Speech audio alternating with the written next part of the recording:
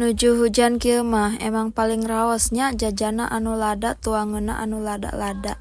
Hayu ayeuna mah urang ngadamel ye nu lada-lada teh. Aya nu terang ieu abi bade ngadamel naon? Sok caralik-caraliknya ngarah terang ieu abi bade ngadamel naon. Tah ayeuna ku abi dikucurkeun di dieu saosna, kecapna, sareng bumbu-bumbu kehidupan anu sanesna. Tah ieu nu utamana nyaeta chili oil. Tah tos terang pangintennya abi bade ngadamel naon. Tah ieu teh aya anu jajan mie jebeu, ieu teh 2 porsi nya. Tah tadi teh si teteh ieu teh ngawea cenah hoyong mie jebeu atos ready teu acan kanggo toppingna kaleresan ti kamari teh toppingna teh seep.